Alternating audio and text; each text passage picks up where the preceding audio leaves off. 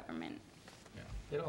This is all to suggest I think it would be very useful to do it another couple of years and see how it Changes. Yeah. Anyone else? Quick one. So what are we doing? So great. We're going to, What are we going to do with the data? I'm going to entertain a motion, and I think this gentleman right here just made it. Okay. Is that what you're saying, Yes, Kevin? You'd like to make a motion to continue this program for yes. one more year? Yes. Second. Discussion? So from a discussion standpoint, obviously great data, but what will we We do can with talk about that in a minute.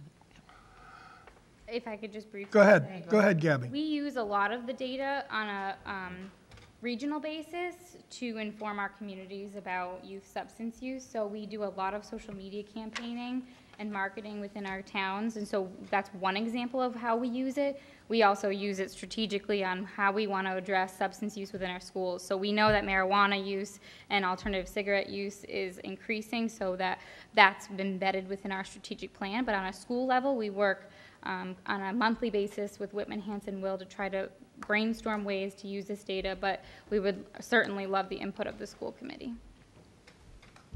Yeah, the school's been great about, if we offer resources or concepts, they've been great about, okay, pluses and minuses. And so things like sending a number of your captains to MIA conferences, and we're able to take care of that bill because we have some funding for it.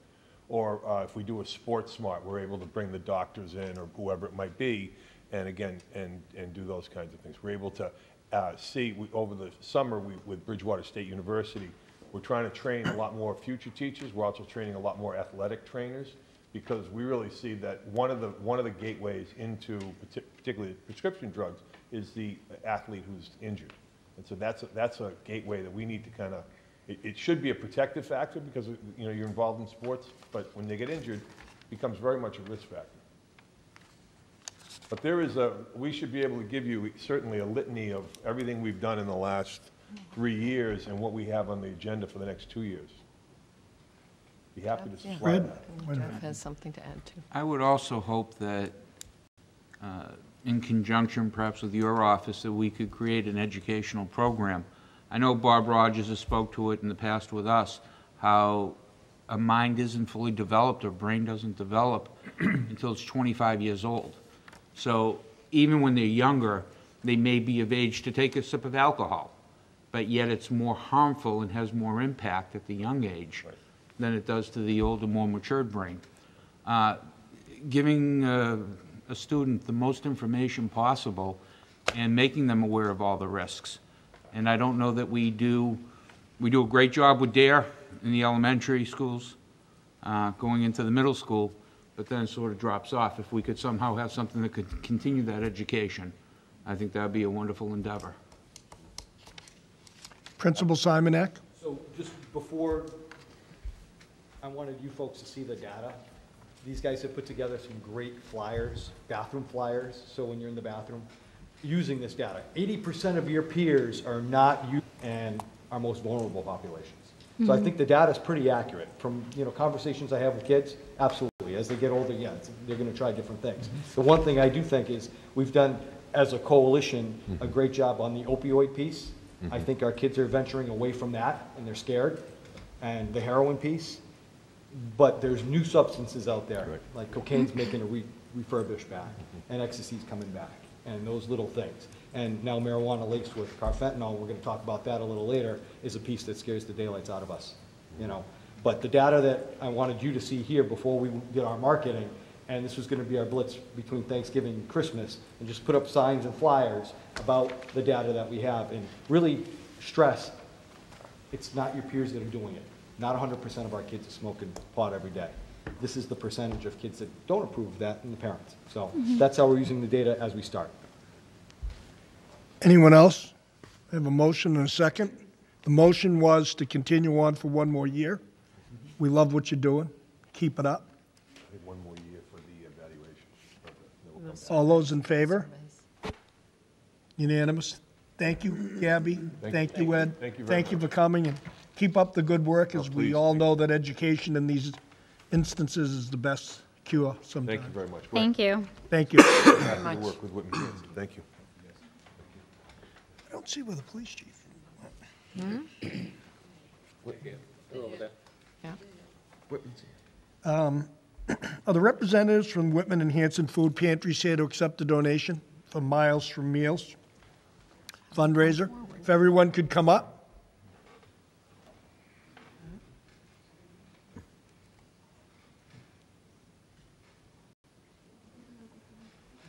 Want to talk to them? Sure.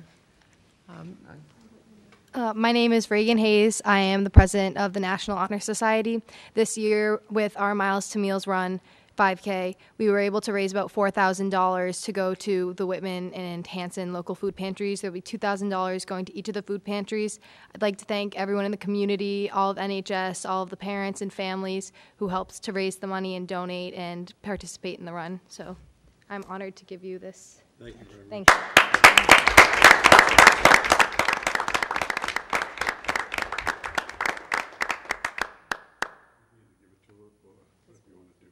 Okay. You want us to pass it on to him? Could you? Yes. Thank you very much. Okay, great. Thank you. Thank you very much. you. Thank you for Thank coming you. this evening.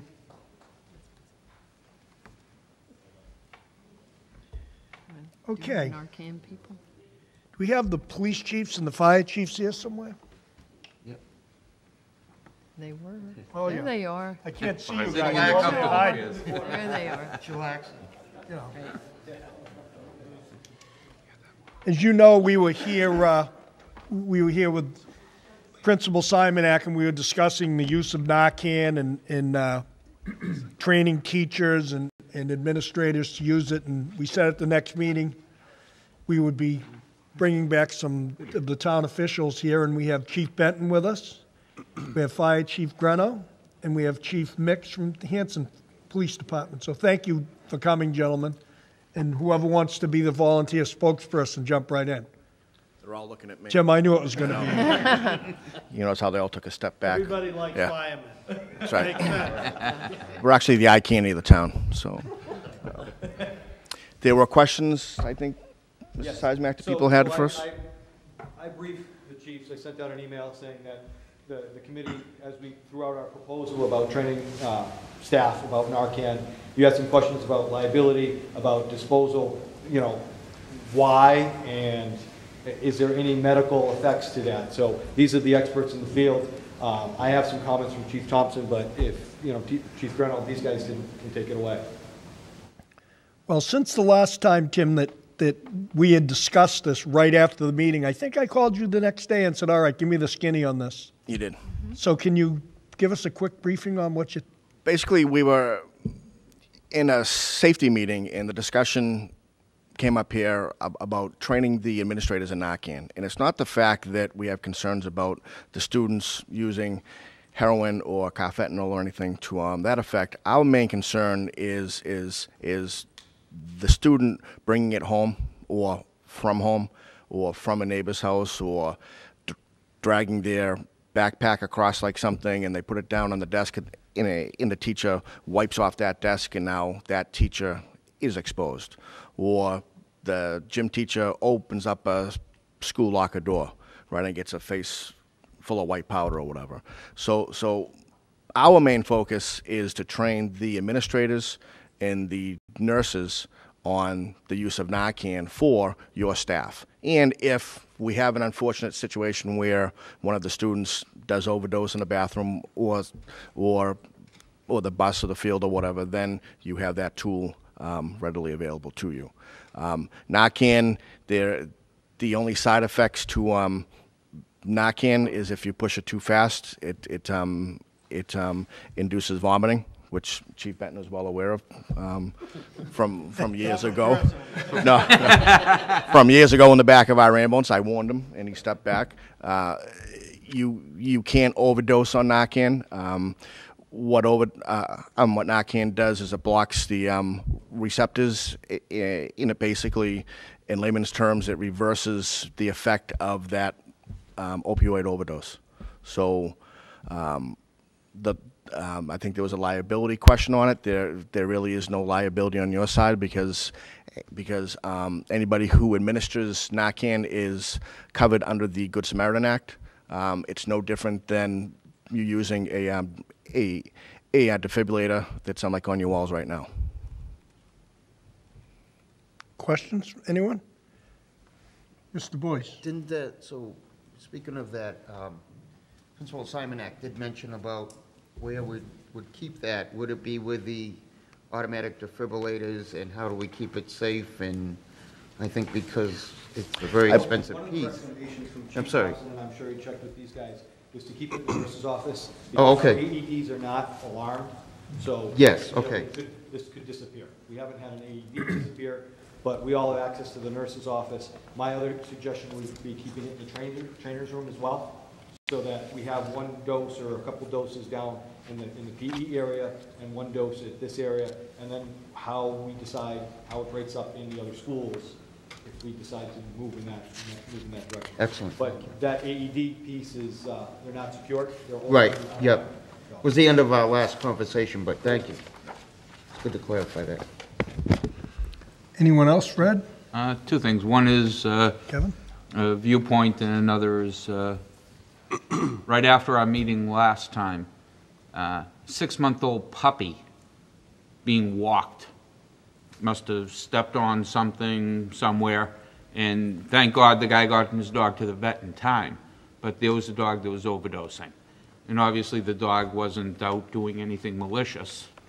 Well, there's no one on a leash. It can happen. If it can happen to a 6-month-old lab, it can happen to anybody. Absolutely. I would just like to see it perhaps more in 2 spots, you know, in every corner of the building and on every floor, just as a safety precaution. I think it's a great thing. I thank you folks for bringing it to us, and pretty much my opinion. Bob? Mostly probably for Jeff. We talked about training administrators. Would it be mandatory for administrators, or someone felt uncomfortable giving something like that? And how would that work as far as who would be actually trained to? I think that's a discussion we have internally. Okay. With us. I mean, most of us are CPR AED trained, you know, as we're almost the first on scene. You know. Right, I understand. We're going to beat our nurse there.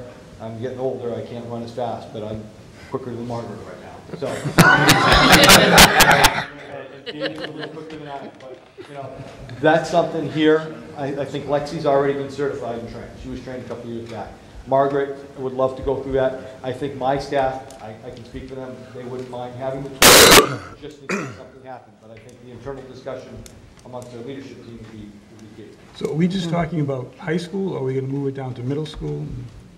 Whereabouts is all this going to take? This is a very early stage discussion with the leadership team. However, today, Kyle Riley and I met with Beth Stafford and Kevin Kafka to discuss what are the implications with staff, with the collective bargaining agreement, what does this mean? And I think that's the next phase of this, to really determine who are the people who should be getting the training. You know, we'll work with our chiefs to really help us get guidance on that. But at this point, Lexi's certainly been trained. I know Kyle and I talked about the issue of nurses, and you've got a meeting with them, Kyle, soon, like Next week, next week. So on Tuesday.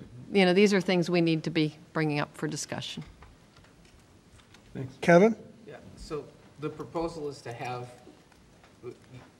this in the building, and then after that to I determine think where the we're gonna initial keep it, piece who's was gonna we met in administer it. early October to talk about safety and security, and clearly there is a concern from our safety officials that this is a risk for folks, that what can be on someone's clothing, something like that. So I think the next phase is in working with them to see where it is appropriate to have this. Okay. Yeah, I mean, that's where we are with that. I mean, there's also costs involved in this as well, and that hasn't been figured out, but we certainly didn't want to move forward with it until we spoke to the school committee and had a general understanding of what this situation is. Ally? Obviously, there is a cost that we need to think about, but what is the time frame that if somebody does OD on this, that they need to have Narcan? Would it make sense to have it on each floor, or what if somebody's up on the 3rd floor and the nurse has it, and they need to get upstairs? Would it be beneficial to have it on all floors? Well, it's similar to CPI. You figure about 4 minutes, and you're going to start having brain damage. So it's no different than if somebody. I think people start getting kind of, for lack of a better term, uptight about Narcan because of what causes it. Yet we wouldn't have this debate if it was an AED, right? And you need to look at it that way. This is to go back to your cost, it's $40 a dose. To go to your answer, the more that you can have around, the better. I personally carry 2 doses in my cruiser at all times. So the officers in Hanson, each one has been issued a dose for themselves. This has become a problem that goes beyond the initial users, so to speak. There's been accidental exposures. You bring up the dog as one. There was some police officers. I can tell you that there was an issue a year ago. The Pembroke Police Department opened up something by accident, a package, and was exposed. Falmouth, 2 officers were rushed to the hospital because somebody they arrested had it in their pocket and threw it at them. On the North Shore, officers did a search warrant. It was thrown at them. So this can become airborne. One of the more recent ones, and that came up in the security meeting that we had, was some officers went, had an arrest, didn't think anything of it. One of the officers, now this is like the next day, is in the locker room and notices like powder on his jacket, brushes it off and exposes everybody in the locker room. And they had to go get Narcan.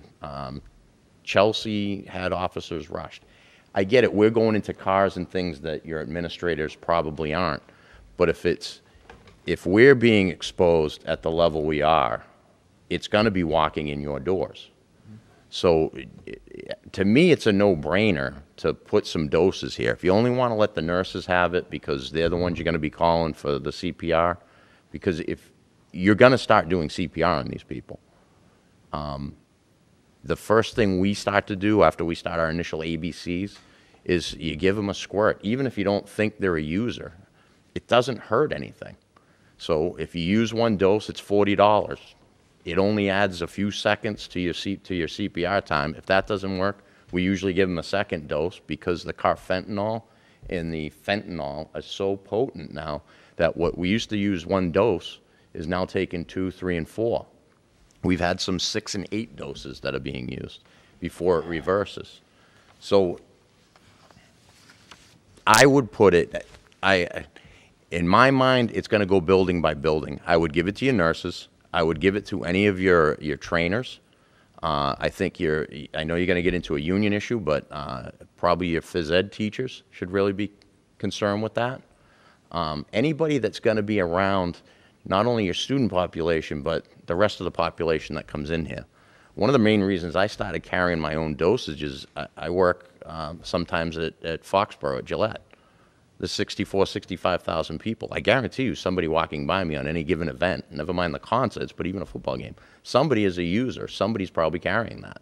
And the potential for somebody being exposed is big. So why not have it for $40 a dose? If you can secure it somewhere, we carry it in our AEDs. It's tucked right in there because you're going to need the AED if somebody overdoses, because if the Narcan doesn't work, you're going to have to do CPR. So, you know, we have it tucked right into the pocket of those. That might not be an option for you. I know Chief Thompson expressed a concern about that. School nurses obviously make sense, but if you have some other places, or maybe you find a way to alarm your AED boxes and put it in there. But I think the more doses you can have around, the better. Okay, thank you. Fred? I would also be a proponent of seeing it at every school, in the elementary level as well, whether it's with administration or whatever, because if a 6-month-old dog can have it get dosed or whatever you call it, you know, so can a 6-year-old kid. Is there any further discussion? I'd be entertaining a motion. I Bob? think it's a great idea. I think we should have it, but I think I agree with Ruth. I think discussion has to be, so when it's implemented, everyone knows what their responsibilities are, and people are comfortable with it. Because I know some people might not be comfortable with that. Even using the AEDs, they might not be comfortable. I know they'd have to do it eventually, but I think if that discussion is held, I don't see a problem of it happening. But I would hope that the people that are responsible for it willing to do it, are well-trained, and feel confident that they can handle that particular situation. Chief, can you just briefly, I think it was Chief Mix, I asked him earlier in the evening, can you just briefly tell us how you would administer this or propose training?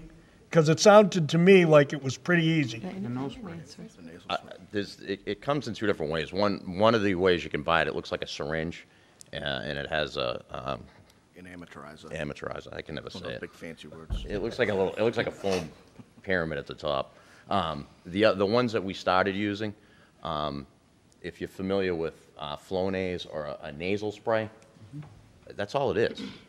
You literally just put it in their nostril and squirt. It's simple. I could teach my 7-year-old son to do it. There's no needles involved or any of that. It's just like a nasal spray then. It's a nasal spray. If you get a chance, look up Flonase. It looks a lot like that. It comes pre-dosed, 4 milligrams, a package of 2, so there's 8 milligrams to it. And like Chief Mick said, it's just, if the person is down and out, you walk up and you squirt it up their nostril. And that's the extent of it. Is it available to the general public Yes. through a drugstore? Yeah. So you don't need a prescription. You can walk right into Duval's and buy it. Right? Don't they? Yeah. It's a family. Great. There's I forget what under the I think they call it an open prescription. I know Duval's just had a thing Saturday with Whitman-Hanson Will. The lab on how to do it. I've hosted in Hanson overdose response class at one of the churches where just lay people could come in. They were taught, and it takes about 15, 20 minutes to be taught how to use it, and we're given doses. So South Shore Hospital, I know if somebody does go in, or you're a family member, or you suspect a family member, they'll give you a dose if you're in the emergency room for an overdose. So it's readily available. For us, because we fall under medical controls, we've been buying it. I buy it through a state bid. Right. I have a prescription from the medical control officer, which is Dr. Muse over in Brockton, and I just purchase the doses as I need it. It's $40 for 2 of the nasal sprays.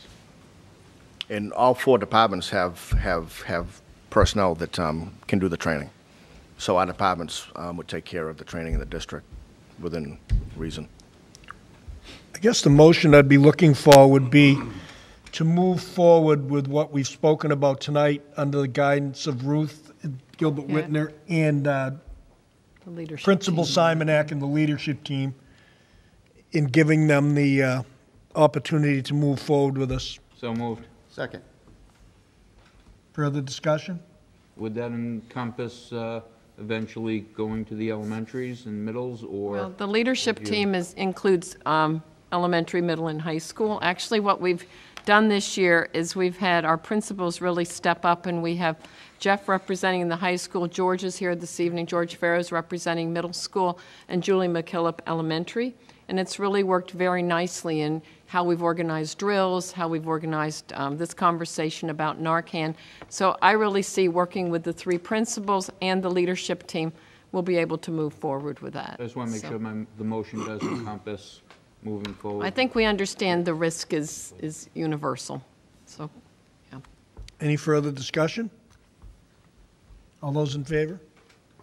Unanimous. Gentlemen, Thank thank you. you, and thank you Thank for you. being very proactive with this. It's something that, it's there, let's not say it's not, so, Thank you. thank you. Let's do the gaming proposal then. Okay, and under new business, we're going to go to the e-gaming club proposal. You guys can stay right here for a minute. So usually I wouldn't come before you about a club in the high school, but this is something a little outside the box, and we're proposing something a little different, and I don't want the school committee to get slammed with questions from the general public saying, you guys are just playing shoot-'em-up games after school. So these 2 gentlemen came to see me last spring about forming an e-game club, and I had no idea what they were talking about. E-gaming is a real definite thing now for a good portion of students, and it's not playing Mario Kart on Xbox. This is something involving computers and technology and programming and coding and strategy. So they made a presentation to me last spring, and I kind of said, can we look at it in the fall? It's May, and they were persistent, and they saw me end of September. Enough that we said, let's get it off the ground. They made a presentation to the Panther Education Trust and secured about $2,500 of funds to buy these cards. I don't know what the cards are, but they go into our systems that will really blow up the graphics. And the cool thing is, if we move forward with this club, these graphics can be used in our CAD program, in our DigiPhoto program, stuff that I don't have to buy or come to our district budget. This is through this club. So I'm going to have Tyler and Nolan give you a little perspective of what the club's about and some of the positives that this can really bring back to our school. Tyler? So with this club, it's supposed to be a very competitive place. Me and over 30+ students, some being seniors, are really hoping to get this club as soon as possible. And a lot of us hope for this to be our lives in the future, because right now there are tournaments throughout the world for millions of dollars for just playing video games. And at a high school level, there's also scholarship money that's possible there. There's over 500 schools across the nation that compete in tournaments. And with that being there, a good amount of us, we really do like playing these games. We really do like to win and compete in these games. Everything within it is really honestly, it's like a sport, honestly. It's the only really real thing to compare it to. Some of us are in the top 5% of the world for this game, for these games. And none of these games are really every single one is school appropriate they are. And based on the fact there are over 500 schools with these games inside of them, that's just more proof to the fact that they're school appropriate. And it's a very controlled environment, very again, I say competitive. Everything about it is meant for that. And as Mr. Simonak already said, it will help the school too, because it'll help multiple classes. And, well, that's more or less the gist of it, the overall thing. One of the things I just wanted, I compared to a 2017 version of Dungeons & Dragons, because it's very strategic. It's not shoot 'em up. It's not first-person shooter. I looked at the games. Mr. Glynn, one of my English teachers, is volunteering to be the advisor. We're working with Chad. We're going to throw this at him a little later, but we've really been working with Jason Cook. So Jason Cook's been really kind of helping them out, kind of going through this, but we really wanted the committee to understand what this is about. When these guys came to me, they said, look, there's a portion of the building that they play sports, but they're not the athletes. And they don't do music. They do a little bit of everything. And then the superintendent the other day was talking about computer programming, and we're trying to really push this program. These guys want to do this. And in fact, they're trying to get jobs with technology to help us. They're juniors now, but this is just a real stepping stone for them to really bolster this. And then I happened to listen to 98.5, the Sports Hub, and I heard that Bob Kraft is sponsoring some of this stuff, so it's real. There's a lot of money out there. And then they said, there's scholarship money to be had, and I wouldn't want to take away an opportunity for some of our kids who don't fit the model of something I have here, and we can produce something at no cost for us and for the rest of our student body. So. And also, yeah. Being old school, explain to me exactly how this works. I mean, I think it's a great idea, but I'm just to kind of explain it to me how it works. To avoid going too far in detail to bore you, please. It's it would just be, it's very strategic. It's two teams compete against each other as if, again, in a sport. Each team has their own strategies, their own skill sets, what they do, and they just compete to win, really. So you're talking about competing with others? Other schools across the nation. Yeah, okay. All right. And we're setting up ground rules and parameters of codes of conduct for our kids and different things like that. So it's not going to be, we're just going to put on our headsets and swear. It's not that what we're going to do. All right, thank you. Mr. Jones. Question, more towards Chad. Safety, student-wise, what's your opinion of this? We've been, we originally talked to them at the end of last year about what it's going to take to kind of go through and because the games that they play are intensive for video, so I think one of the things they were looking for was getting money to For buy graphics video cards. cards. The video cards for the computers in order to actually play the games. So we started looking at it with them, and we kind of, like Jeff said, we kind of just put it on hold until this year. And personally, I haven't looked at it this year again, but it's definitely a real thing. Esports. I mean, like Jeff said, the Patriots bought an esports team, and there's all large teams that are being bought because it's competitive, and all you're really doing is playing video games as a team, and you're competing against other people for large prizes. I mean, if you actually go on ESPN, they actually have e-tournaments. Actually, you watch watching people play sports on the computers. They put on a big screen, and everyone watches the big screen people playing games. So I think it's a great opportunity for the students that are really emphatic about playing these games, and it is a large group that kind of probably get left out on other things that don't fit their mold. But I think I think we need to look further into how we're going to accommodate them for that, the computers, the space, making sure it runs. With a lot of the games, making sure that the safety of the internet safety is taken into consideration with firewall, things like that need to be open potentially if we're going to game sites or whatever that we need to get it for. So I think it's a great thing. I think as long as we can provide the safety of it and accommodate computer-wise and get them what they need, I think we can do it. See, we didn't want to go so far forward before bringing it to the committee, and the committee said, you know what, back up a little bit. They secured funds. The presentation was overwhelmingly approved by the Education Trust. Again, it's hitting a portion of students that are looking for something that can bring back to our school. Jason's been great as far as the video cards and showing how they can be put into our system. And the next step is, okay, securing the game, going forward, and actually putting something into place with the school committee having an idea of where we're going. Allie? I am somewhat familiar with this because my son's friend does this. He graduated Whitman-Hanson 2 years ago, and I have to confess, I thought he was a lazy bum sitting at home not doing anything. I couldn't understand why he didn't go out in the world and get a job. I didn't realize that this was his job. I think it would probably be beneficial if you can explain how it benefits you guys, what exactly you can win, how it would benefit the school, and so on and so forth. Well, what? Yeah, well, there's a community called the HSL, which they hold tournaments for schools, and they provide scholarship money, which that's one way it'll first off help the school and also help the students. And with how people do this, people will play these games for like 14 hours straight in one day, even 18, and this is like their jobs. People will watch them online, play it, not even in a tournament. They'll just watch them play the game casually, and they'll get paid thousands of dollars. This will be like, this is how they pay for their house and everything. And a lot of us are really hoping for that to be us.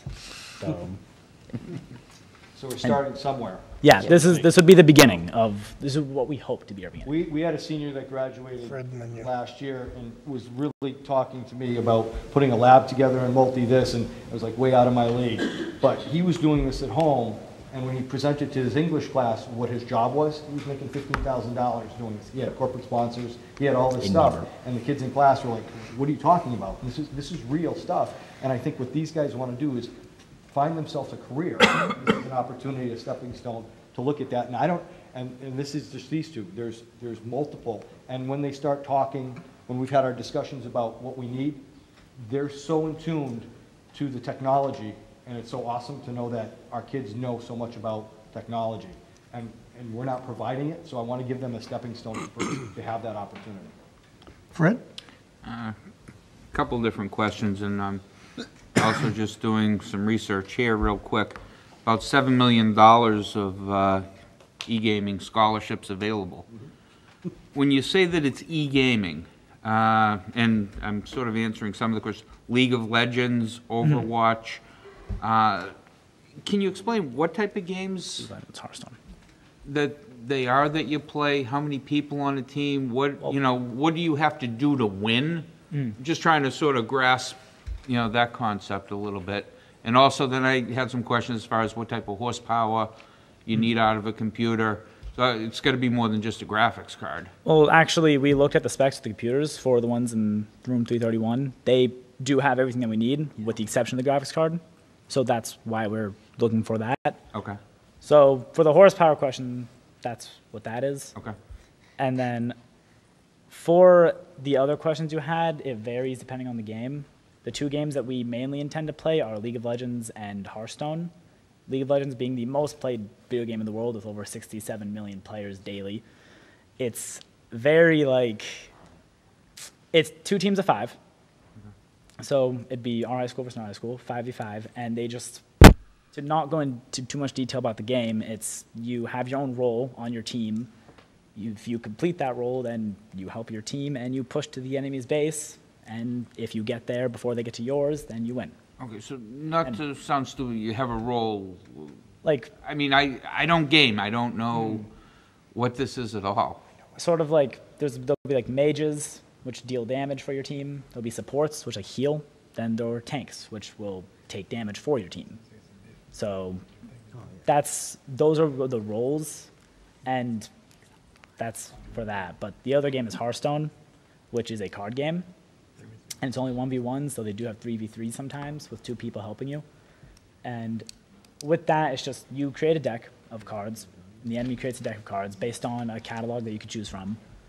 And then you try to outwit and outsmart your opponent to beat him in the card game. So that's both the games that we intend to play.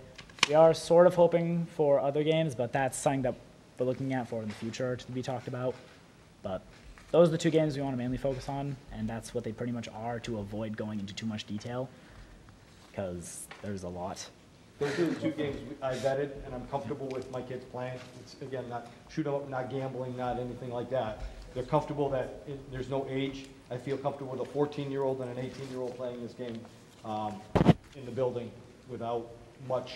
You know, we'll have parents that are, you know, if this is the game, this is what we present as they come to the club. But again, they go into detail. It's really a strategy game, and it's really getting kids to think outside the box using technology. So I think the motion that you're looking for tonight, Jeff, is to entertain or to approve an e-gaming club to be added to the curriculum in the Whitman-Hanson. Extracurricular activities. Again, I usually don't come with this, but this is so outside the box, and I just don't want the committee to get blindsided by parents saying, or taxpayers, like, I can't believe you're spending all this money to play Mario Kart. It's not Mario Kart, you know. So yes, that is. Okay. So I'd entertain a motion. So moved. Second. Second. Everybody knows what it is? Mm-hmm. More or less. And I'm glad you're taking into effect we're not getting blindsided and hearing about this on the street. Right. This young man has been so patient. Do you have anything to add? Don't be bashful. I mean, climb right up to the microphone. Well, he's been more or less whispering my ear things. Yeah, it's basically, it's a lot of strategy. It's a really, really much more, like, in-depth version of chess. Like Hearthstone, for example, you get cards that, in order to play them, they cost an amount of points. And per round, you only get a certain amount of points. So you have to think, oh, if I put this card down, what could he have? And then what can I do to counter that afterwards? So it's a lot of 8 steps ahead. And challenges. Yeah. Yeah. And with what you said, that is actually what people do. Like professionals at that game will know every single card in the opponent's hand, even though there's over like 500 cards, just because they've seen 3 cards the other person played, and they can just predict what's inside the entire opponent's deck, or at least for the most good people that are good at the game. Okay. Mr. Lyman? Do you guys have a club right now that meets and you guys? No, there is another club though. If you notice, there's posters. I have a Mario Kart club as well. Yeah. Oh, cool. So, okay. Nice. Okay, I have a motion and a second. Does everybody understand where we're going? Yes. Yes. Any confusion at all with anyone before I move to the vote? No, got it. Everybody good? All those in favor? Unanimous. Thank you for coming forward. Okay. Good luck with it. Thank you. Okay. We have jumped around a little bit this evening. We're going to go right back to the superintendent's report. Okay, great. Okay, so we've done Miles for Meals. Just want to commend National Honor Society and the high school for that. They do a 5K at the end of September. This has been going on for a number of years, and just a fabulous, really community service for our students and also benefits the communities. Also in terms of the drug survey, just to the DA's office, you saw Ed Jacobs here this evening. They have been incredibly supportive with their grants for Whitman-Hanson, and they talked about a few of them, but we've been able to do a number of things over the past 3 years with their grant funding. And clearly, Gabby is part of the Brockton Area Opioid Prevention Coalition, and we meet with them once a month. So there are a number of things that are going on in the district. High school's been very involved, and we've extended this to the middle schools as well. Last week, some of us had the opportunity to attend the MASC conference that was down in Hyannis. We went on Wednesday, and the conference went through Saturday. And we have some people here who attended, so I'd like to hear from them. Whitman-Hanson was very well represented. On the Wednesday of the conference, I had the pleasure of moderating a panel about the virtual academy that our Southeastern Regional Collaborative Organization has put together so that students here at Whitman-Hanson and in Southeastern Mass can take virtual courses when the ones we have as actual classes aren't available. So we got to do that. I was fortunate also to be on a panel with Carolyn Casey, who came to school committee last February to talk to you all about Project 351. So we talked about that to our various school committee members and superintendents who were there. But the Peace Day Resistance was Thursday afternoon when our radar team presented in the ballroom.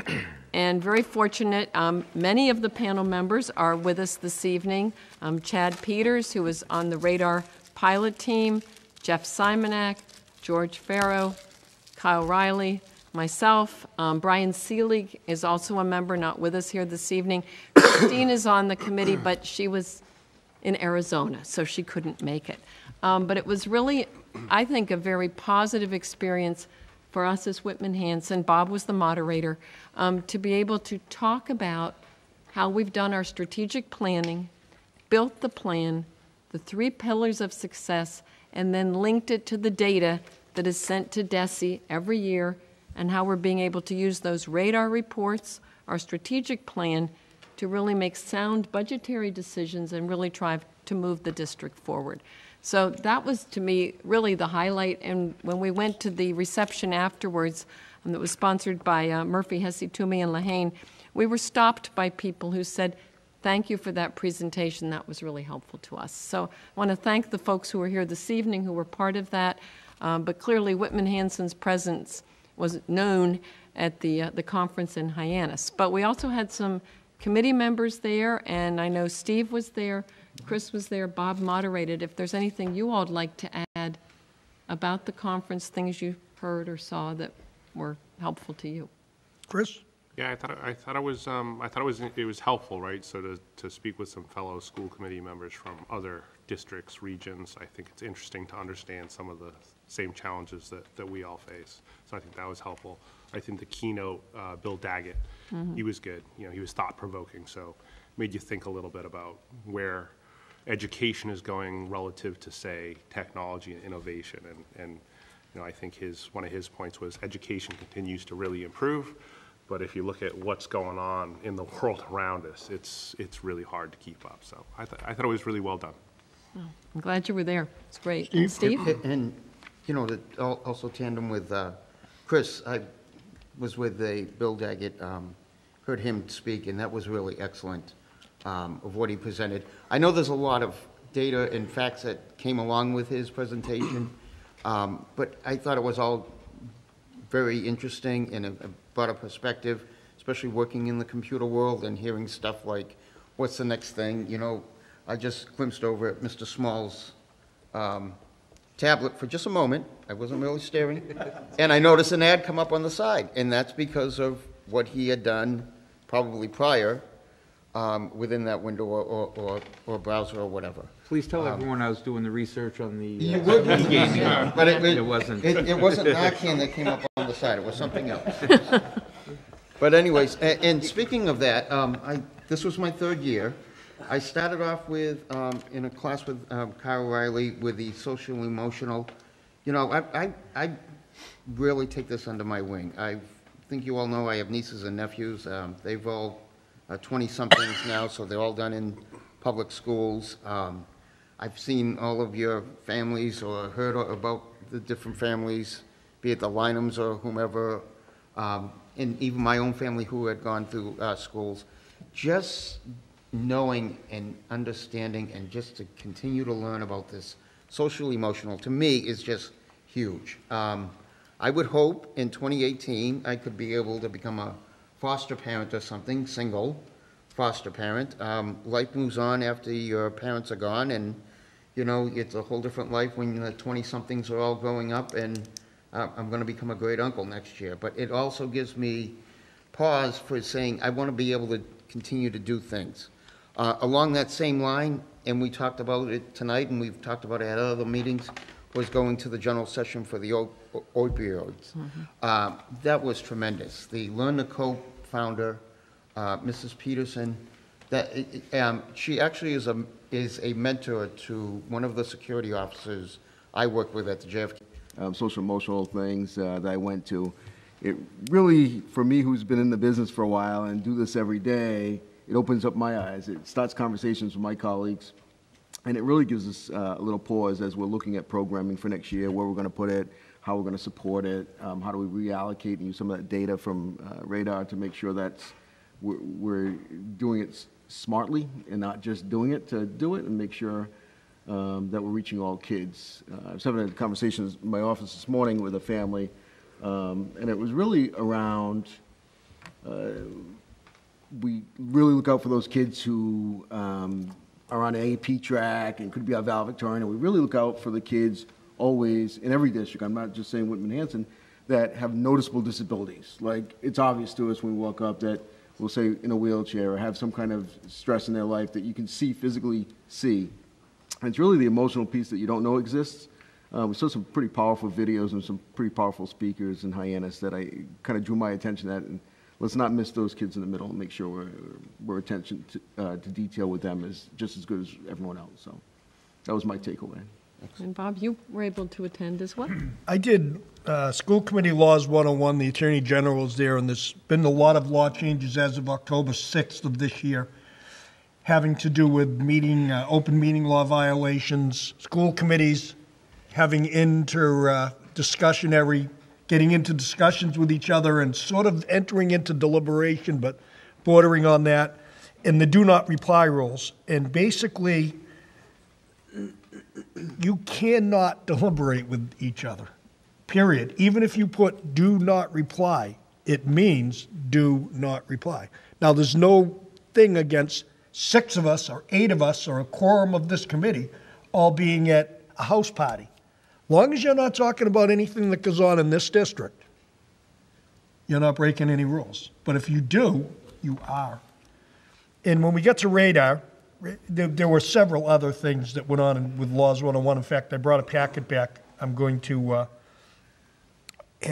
give it to the copy center and make up copies for everybody, because I thought it would be something that school committee members might like to read, the changes in the rules. Because it's very complicated. It was a 2-hour discussion. There was a lot of discussion from other school committee members asking questions. We got kind of into a give and take of what goes on in your district versus what goes on in their district. Then when we got to the Radar part of the thing, Drew said I was the moderator and get up and talked about how we looked at it as a school committee when we decided to accept the pilot program, because it was another data-driven program. But this was one that, after seeing how all of the information came out of the data, it showed where Whitman-Hanson was, what we are spending, where we are going, how we are utilizing the funding. It was really something that was an eye-opener, because numbers don't lie. People make assumptions, and they sometimes get bent out of shape and not exactly translated properly, but the numbers didn't lie, and you could see it in the piece. And you could see the people, as the different people on the committee that Ruth had just mentioned were coming up and talking about how it affected their school, or how they worked as a professional within the school district, or how they worked with the school committee.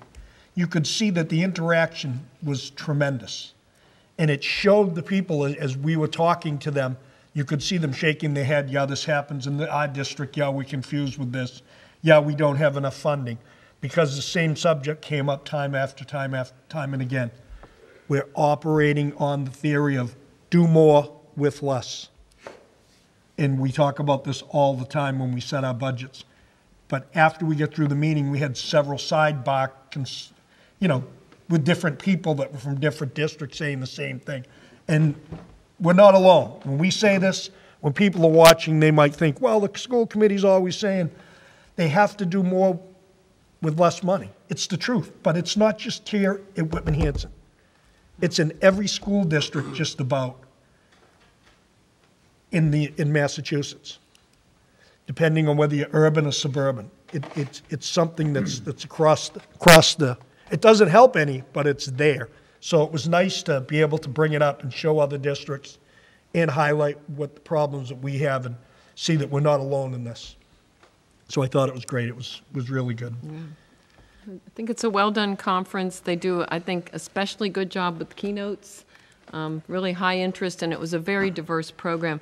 One of the ones we didn't mention was that Noah Berger, who works with Massachusetts Taxes, did an extremely good presentation on the millionaire tax that everyone was going to have to vote on in 2018, where taxes have been in Massachusetts from 1979 to the present, and prior to that, where the gaps have been.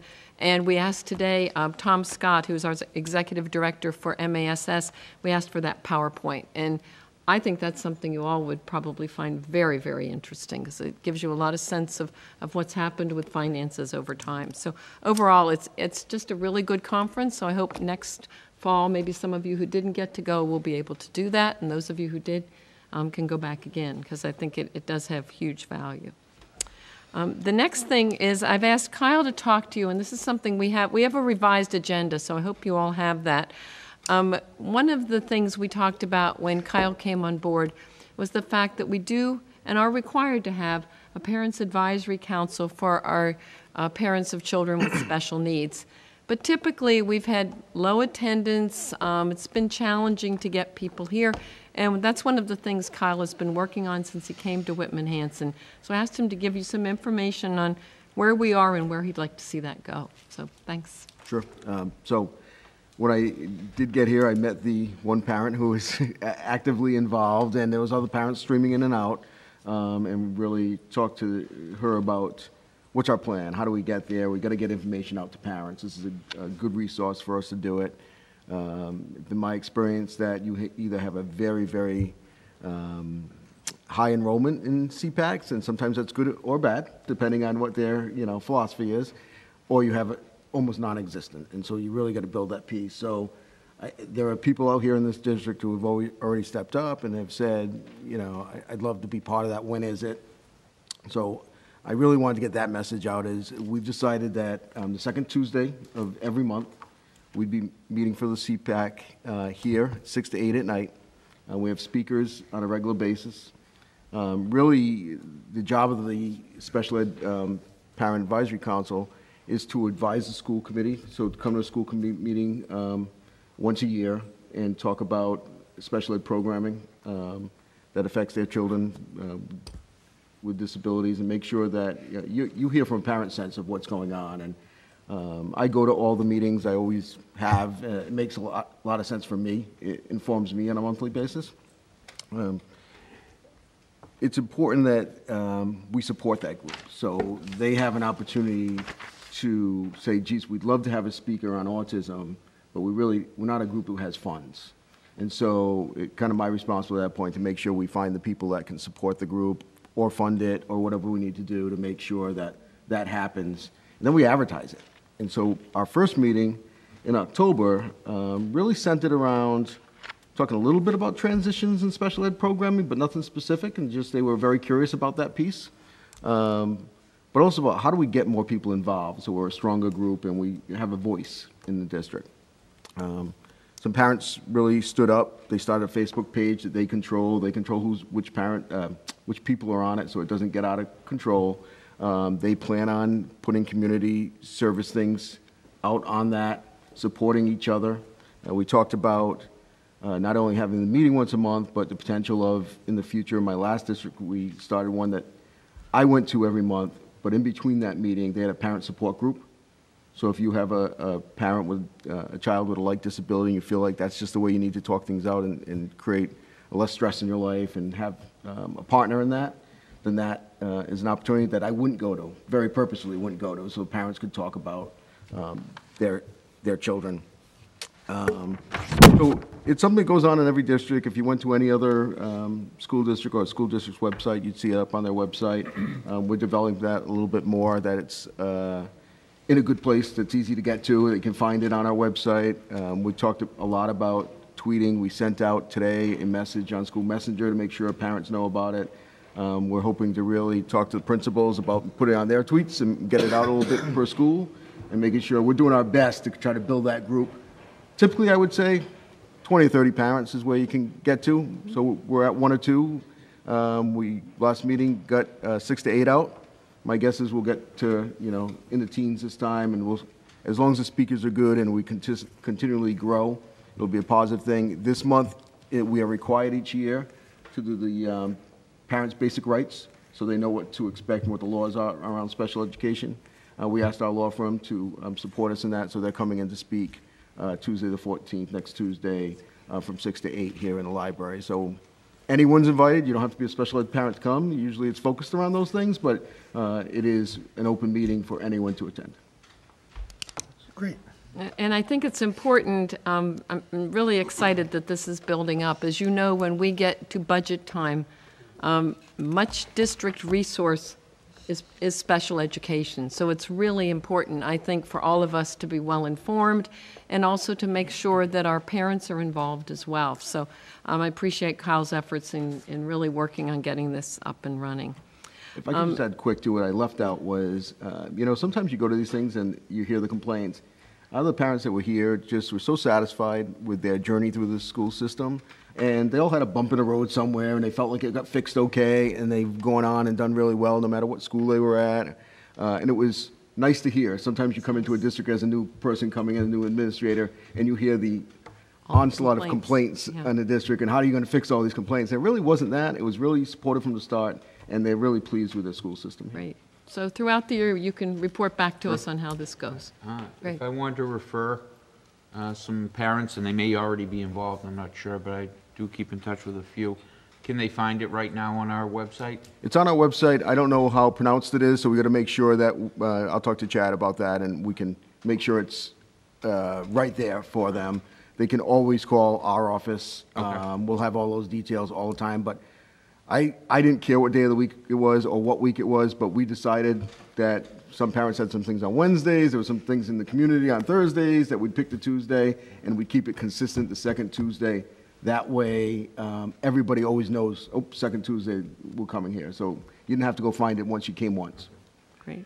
Kyle, if they had to get a hold of you, how can they get a hold of you if they're not comfortable with what they do see on the website? Call you here in the district? Yeah, call me here in the district's the best way. I meet with parents daily over many things, but they can call my office, and if I'm for some reason out at a meeting, both the administrative assistants are in the office, and I get messages, what a great job our office does with that, so I'll get right back to them. Okay. Great. Thank you. Okay, thank you. Okay, Christine has budget report and a warrant article. So the budget report is on the second page of the actual handout that was given tonight. Not a whole lot has changed since the 2.5, 3 weeks ago that I ran this report, but the first page is the revenue. So again, the first column is the original appropriation, and then if we had any transfers or adjustments, then you'd look at the revised budget as the third. The year-to-date expenditures is actually what we've actually brought in. So since the last report on this, we've received Another payment are assessments from both towns, so we're about at the 50% mark. We have also received another Chapter 70 reimbursement. The charter school is now monthly, so we have actually 4 payments of that as well. The transportation, we will not receive. Usually we receive 1 payment in February and 1 in June.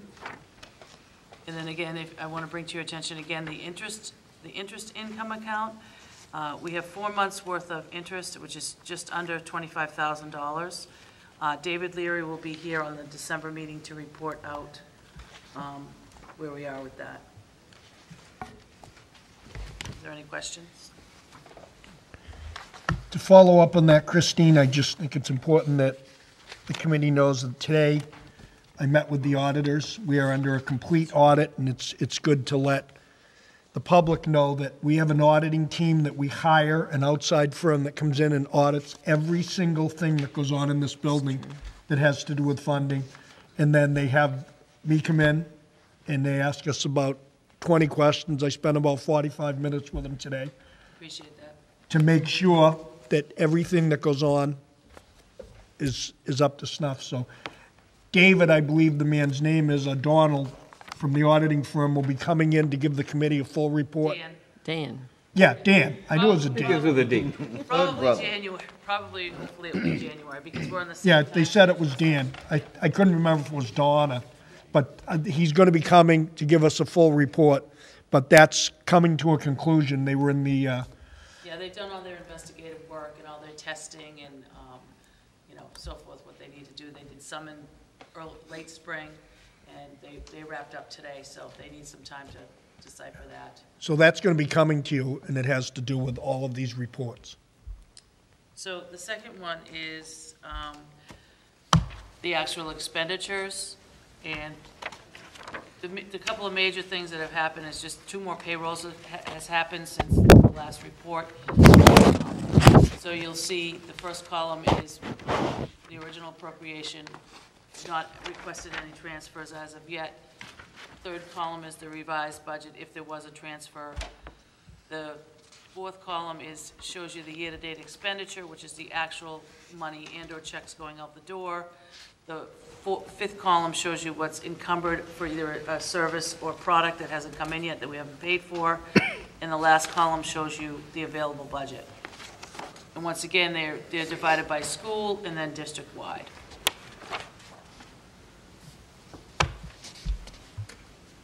Questions, anyone? Questions? As we know, and it's not on the agenda, but it's something that has to do with the budget report, we have to, as a committee, vote the warrant subcommittee. Right. Yeah. Yep, and there's minutes from, but does Bob have the minutes?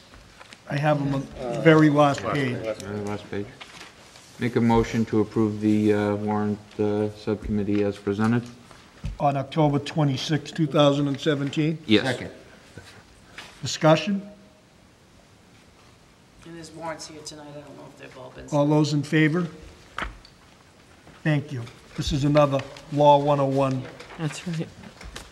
Okay, so if you remember at last school committee meeting, we talked about the rooftop units that needed to be replaced at Whitman Middle School. And the town of Whitman is now having a special town meeting on Monday, December 11th. So I have 2 warrant articles. One is for the reimbursement for the $15,000 for the rooftop units at Whitman Middle.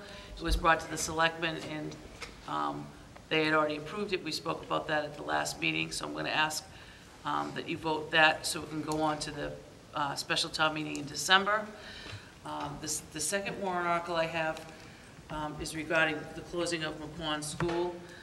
Last meeting we spoke about how the preschool is going to move up here to the high school. It's going to be located in the far right corner of the building. I spoke about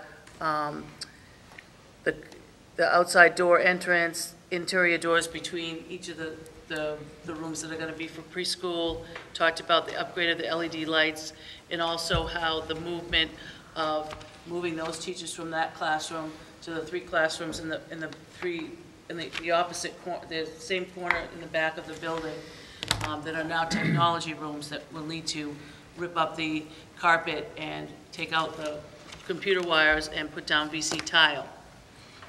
So the total for that is $44,360,000. And Chad just got the enrollment certified, so the percentage for each of the towns really didn't move much. For Whitman, it's 0.582%, and Hanson is 40.18%.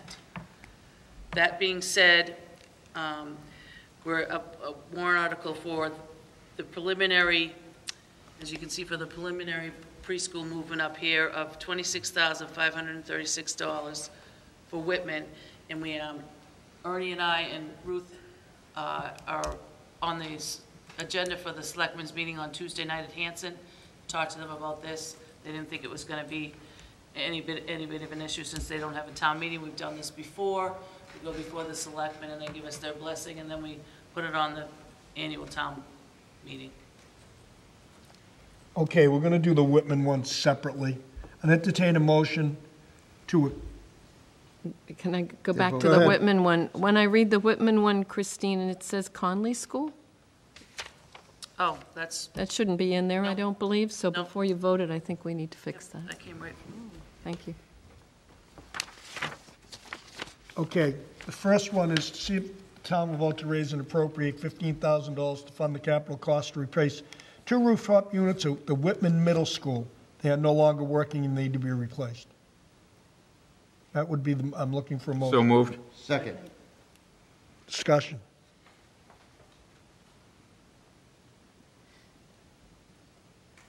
I have a question for Ernie, because it slips my mind. Why were we just replacing 2, Ernie, and not all of them? Into the microphone. I know this question was asked, but... We had a free study done by Wentworth University. I think it's going on 4 years. They suggested that we replace a couple units every year. We put them in the capital matrix every year. This time, we talked to the town of Whitman and said, listen, we can't go any further. The units have failed, and we need to replace these 2 units. So the units that we're replacing, we're taking the pots off of them, cannibalizing them, and fixing the 6 other units that are still working. So, Okay. all right? All right. Any further discussion before we move to the vote? All those in favor? Okay. And the second one is to see if the town will vote to appropriate $26,536 from free cash to reimburse the Whitman-Hanson Regional School District for preliminary costs associated with moving the pre-kindergarten program from Quan School to the Whitman-Hanson Regional School. I'd entertain a motion. So moved. Second. Discussion. This is approximately 60% of the cost. That's 59.82% to the town of Whitman. Mr. Boyce. I know, Christine, thank you, mentioned that Chad had the enrollment certified, and fine with going on the percentage, but will we get those enrollment numbers? You will get them at the December meeting. Excellent, perfect. They're already on my proposed agenda. Excellent. The That one was my thing- only question, Yep. thank you. Just kind of prompted. This is for a specific, for the first phase of the construction and moving the pre-K over. There will be other dollars needed that will be coming up in the May town meeting.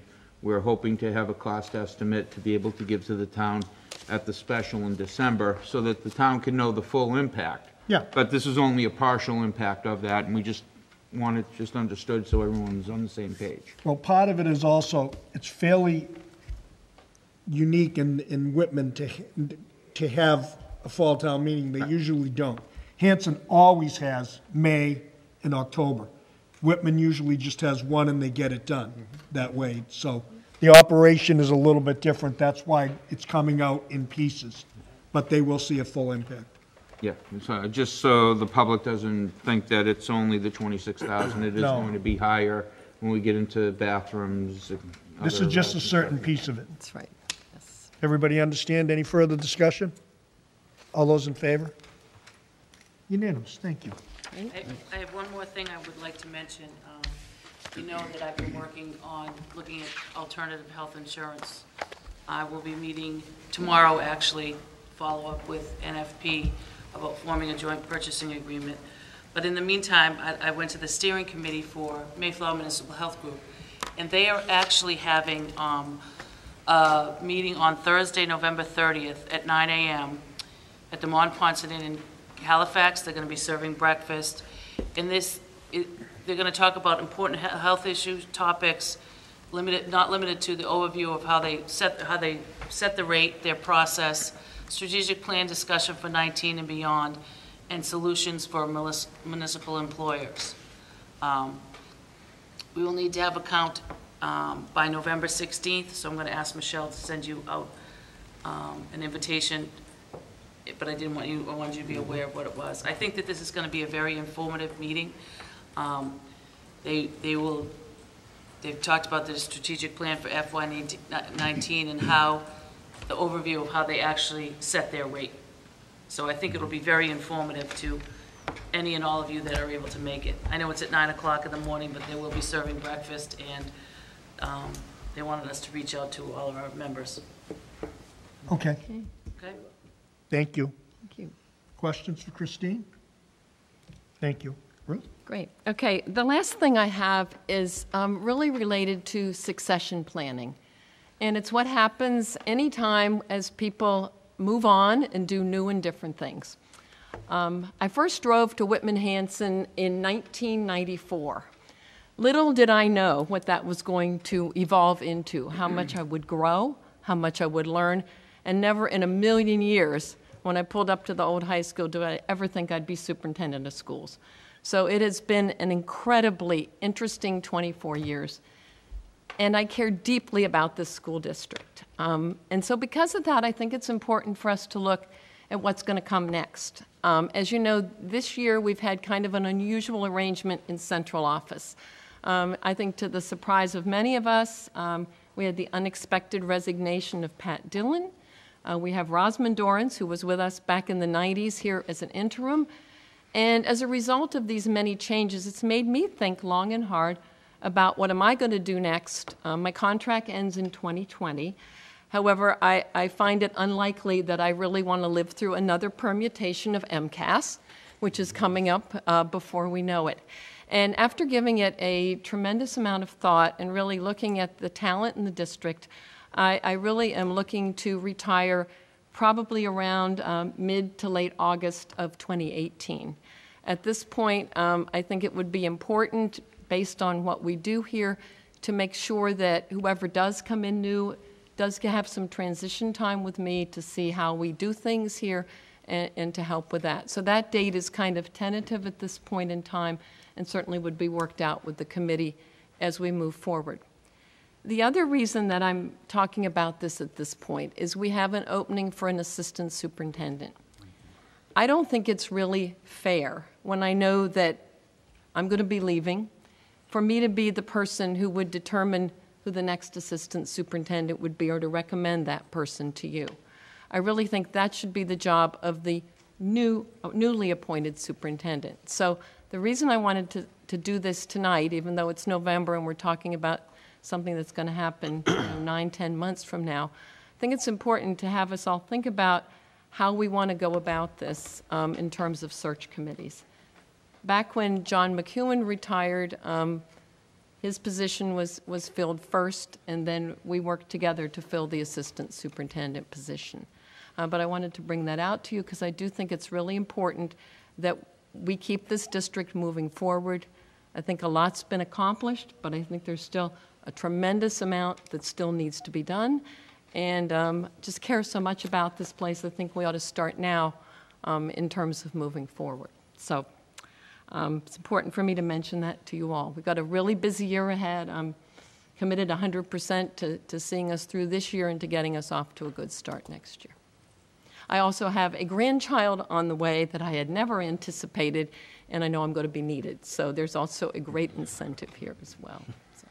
And I want to thank this committee and the district for the tremendous support. Even though we're always doing more with less, we keep doing more. and we do it really well. So I thank you for this great opportunity too. So that's sort of where we are, and I think now the planning will be is how do we want to organize looking for these new positions. Okay, first of all, I would like to thank Dr. Ruth Gilbert Whitner for all of her service in many, many different roles in this district. For those of you that haven't been here as long as some of us have, it's been quite an enjoyable and quite an educational ride that we've taken together here in the district.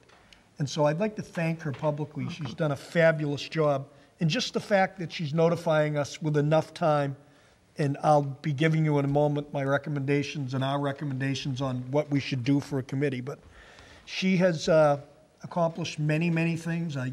John McEwen was the first superintendent that I was on a committee with, and there's only been two.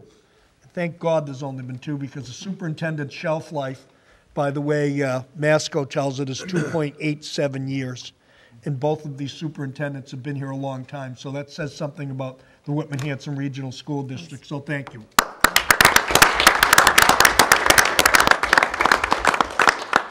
I also think it's admirable that she wants to sit with us and hang with us, so to speak, through the transition, because the transition period becomes very difficult. And getting to that, I don't know if I was the chair of this committee during it. I believe I was. But there are several ways to handle looking for a superintendent. You can get a hold of MASS, and the cost for that is between $25,000 and $35,000.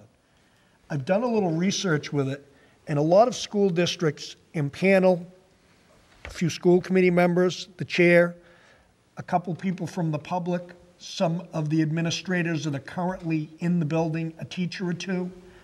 And it seems like they've had more success. And as of even recent, a few that have come to mind, and I won't mention what towns they are, have paid the fee and found that they had an internal person that was the pick of theirs. So it runs between $25,000 and $35,000. It's something you can think about and do a little research. I'm not looking for you to make this decision. It's something that I think everybody should sit and talk about. We have another meeting. We do have some time, but the time between now and August is going to go like, and this needs to be done right away, quickly. So think about what you want to do. If you want to research it a little bit, you can go to, I think it's MASS. Well, and NESDEC does it as well. That's another organization. Right. Because there are a couple of different ways of doing it. It involves a weeding out process. You know, we have to post the job opening. We'll have a tremendous amount of applications. I've sat through that process. It's almost like doing negotiating with WHEA. You know, you have hours where you have people come in and you're talking to them and seeing, and then you have to do site visits at times, very similar to sometimes getting a principal. Mm-hmm. I think very similar. When we had the selection of Jeff's position, yep. We went to, I think I went to West Bridgewater. West Bridgewater, right. Right. So it's something for you to think about. It's something to think about if you want to be involved with that process. It's very tedious. It's not something that happens overnight. And again, this is something that everybody needs to let set in a little bit. I'd take a little input at the next meeting if we all think about it and see what you want to do.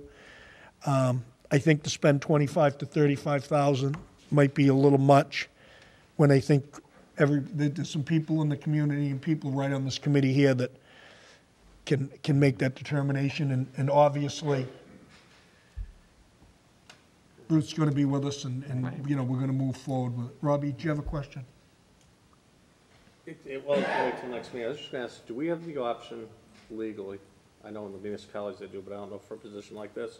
Could you just post it internally? Because I'm just, off the top of my head, I can think of 5 people that I know have this. You can do this any way you want. I mean, clearly, if you look at a school district like Rockland, John Retchless retired and Alan Cron became superintendent. I mean, that's probably, I don't think, politically great for a school committee to do that, but clearly, you can do it any way that, it's the school committee's purview as to how you choose to do that. Okay. Yeah. Just curious. Yeah. And thank you, Ruth. Yeah. For your many years here. It's one of the jobs of the school committee is hiring Oh, no, exactly. superintendent. You know, And- But you can do it lots of different ways. Okay, yeah. And there are several ways to do it, Robbie. And in fact, I started the investigation because obviously I had a little bit of Yeah. look at it, and there's no set way of doing it. None Some at all. districts do hire. And looking at it, and after speaking with different ones, especially, I mean, going back when John was here, and we interviewed Ruth and Yeah. several other candidates. Right. There were candidates that applied, and again, I'm just going to generalize for the job, when I was on that committee. And I was on that committee. yeah, it was pretty evident, Bob. Some of them walked in and you were like, no, no, no. What I'm trying to remember is, did we just advertise for the job? Yes, the last time. We didn't go through, No, no. no. We talked about it, and Yes. clearly, at that point in time, I was covering for Dr. McEwen because he was ill that year. And, you know, even at that point, I didn't know if I was going to get it, but it was advertised, and we had outside candidates and had the interviews here. We had 3 finalists for that one. Yeah. That's what I thought. We had approximately, was it 18, Ruth, or 20? I don't know, I didn't pay attention to it. I just hoped for the best. That was, I'm just being honest, I didn't even look at who the competition I think, Bob, we had 18 or 20 when we started, and we kind of kept whittling it down I think it went down to me. until we ended up with 3. Yeah, 3. But again, 3 doesn't have to be your magic number. You could, Right. No. you could, if you had 5 that were all, or you had 4, it's up to the committee to make that decision and go through that process. But I'd like to see everybody, just for the sake of having a little bit more time to have some input and maybe do some of your own research to see what you want to do. But come to the next meeting ready, because next meeting we're going to get it You done. should start after Christmas, I would think. I'm You know, gonna- even I get it think we out should ro- start- I mean, start the heavy-duty piece of it. Yeah. Right. Yeah, But because I'd then you're like, going to want to hire an assistant superintendent. I'd like to go into the Christmas break knowing that we have down on paper how we're going to start this That's process. smart. Yep. And then run the ads and get it done. Because I'm telling you, the end of the school year is going to come just like this, because there's still a lot to do in running this district. So, any questions?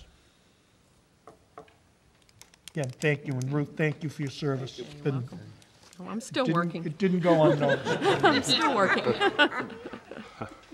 Okay, we already did the Narcan discussion. McQuon closing update. Who wants to do that? Well, I've got good people here who are part of that.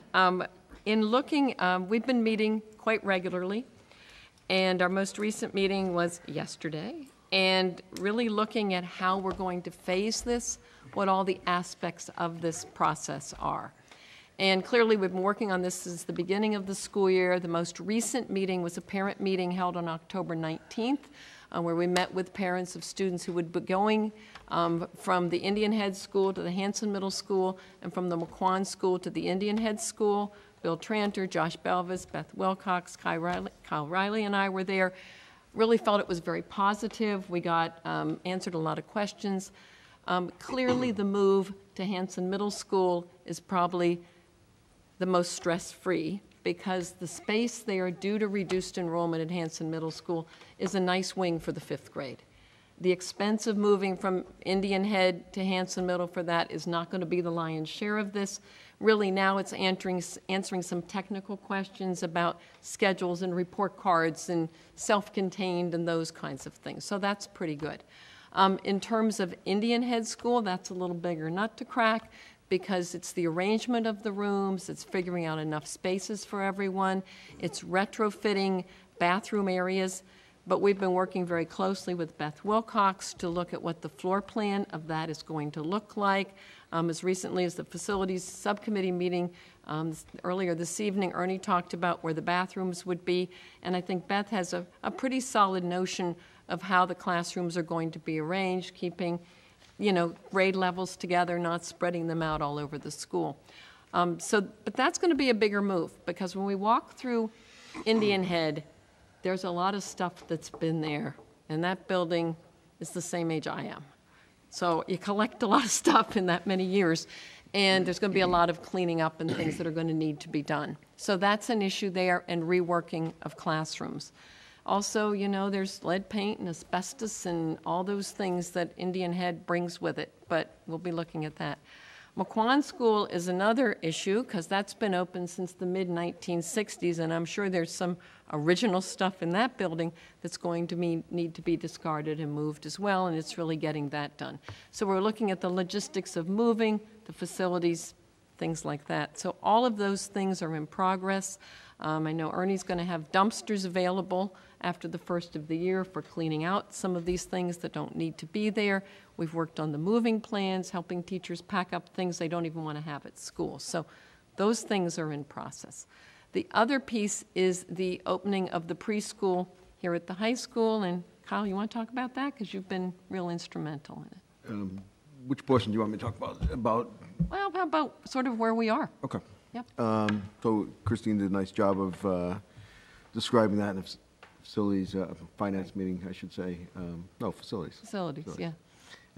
So, yeah, we looked at, and the whole team looked at, you know, everything from which way is the best way to drive in to what's the safest thing for kids, both outside the building, inside the building. Ruth was alluding to some of the things that came up along the way that we've looked at schedules, we've looked at those kind of things. I think that's come to work we've been doing with principals, with Ernie, budgeting, some of the things that you don't think of. So we're dropping off your preschool child who's 3 or 4 years old at a high school now. What does that look like for a parent? Again, I shared with you that I've gone through this, but in the drop-off area, is it a safe place to drop off? Should we have an awning over the door in case on a rainy day? Is there a playground up here? How do we put a playground up here? How close does that need to be to the door? So a lot of those conversations are going on. We wanted to make sure that if it was possible, and it is, to cut indoors from room to room, so that although there's an opportunity to kind of shut down the hallway with doors, the least activity in the hallways, the better, I think, for smaller children. So we really did look at how we're going to put doors from classroom to classroom to stop that movement and keep it to a minimal. Making sure that all kids are getting what they need, too, so that we do have programs in the preschool. We do need a sensory room. We do need office space. So all those things that we're looking at right now really benefit parents as they come up here, because this is a scary move to a high school. It's, you know, you think about high school in general, not even this high school, is there's these 15, 18-year-old kids up there, and I'm about to drop off my 3 and 4-year-old. What's that look like? So make sure it's safe, the aesthetics are good, and you have a plan that doesn't interfere with the high school plan and the good things that are going on already up here. Great, thanks. And Jeff, maybe talk about the high school part of it then. Sure. Be great. There's going to be some moving parts here. Christine alluded to moving some classrooms around, and it's going to be a little cultural shift for some of my staff. But one of the things we've been working on is making sure that that preschool is its own little entity in that subsection of the building. One of the proposals Ernie has is putting up some doors so that I'm not going to have traffic. I'll be re-educating kids about once that becomes, because we're hoping to break some ground in December, January this year. I think there's some cautious apprehension on the part of the high school staff bringing in little kids. It's going to be a cultural shift for our kids here. But I think the end game over the next couple of years, the programs that we can build, and then I will say that this is one of the safest buildings in the building. You'll have many adult eyes on these little kids, and I think it'll be a great opportunity for them to start here and finish here in 15 years. You know, so we're going to be moving those things around as we get some funding and buy some equipment. It's really technology equipment that we're looking for and moving some things around. We break ground. I think those are things that are in place. But personally, I'm looking forward to it. It's a change. I think Kyle's done a great job of outlining what we have to do. And my teachers that I'm going to be speaking to shortly, once the committee has approved everything that we needed to approve, telling them where they're going to go and how that might shift up by second semester. Right. And I think one of the things we've looked at is we can't do all of it over the summer. That's absolutely can't happen. So the goal is to get the work done for the preschool, which is why you did the vote earlier for the warrant article, done prior to the end of the school year. That way, Ernie and his his folks who work with him are not going to have this mountain that needs to be done. So the idea would be get the preschool done, even begin that as early as January. I guess you're even saying a holiday break, start doing that. Chad's got a lot of technology pieces that need to be done. But by staging this process, we should be able to get the preschool moved and then begin cleaning things up at the buildings as they begin to move. So, you know, we're meeting about every other week now. I imagine after Thanksgiving, it's going to be much more of a once a week. And our goal is on December 13th at the school committee meeting to be able to really say to you, this is what is our best estimate that this is going to cost. Because we certainly don't want to create this notion that this doesn't cost anything, because it absolutely does cost money. When you take a building out offline, you are reducing those costs. But in order to take that building offline, you need to be able to retrofit and make improvements in other areas. Over time, not having to keep McQuan operating will certainly reduce costs, but that's not something that's going to happen overnight. So we're looking at what are those costs that won't go into the budget for next year, as well as over time, what do we see is going to happen. So there's a lot to think about. We do have a really solid team working on this. Christine's here this evening. She's part of it. Chad's part of it. Ernie, Kyle, and many others. Really trying to think this all out and making sure we do this as smoothly as possible. So. I think a large piece of this, Ruth, is going to be the communication piece to the parents. It's huge.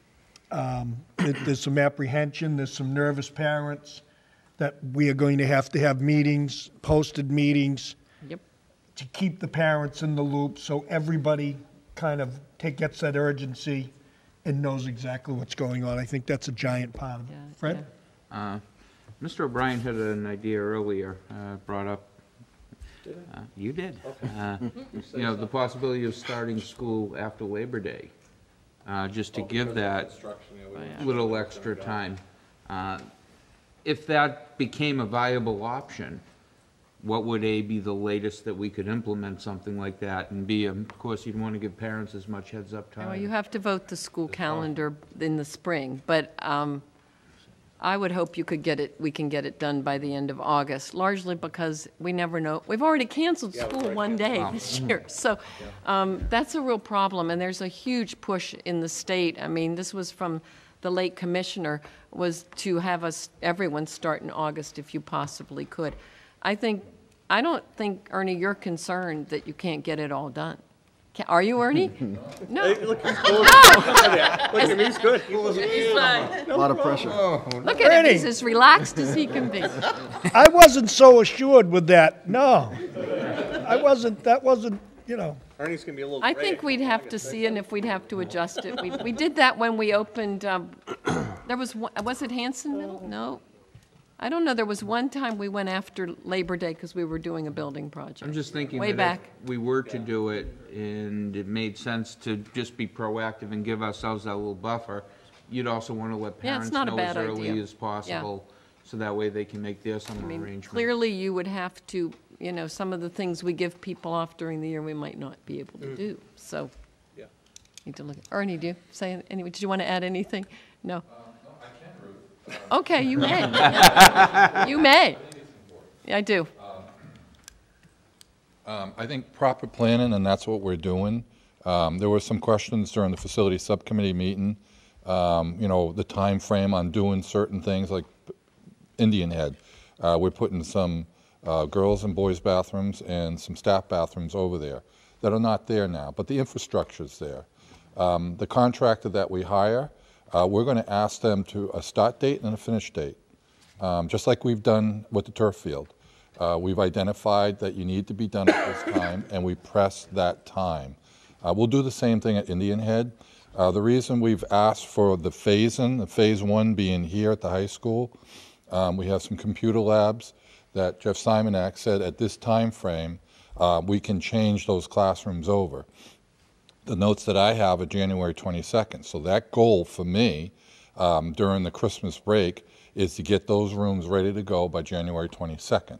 So that's the communication that we had.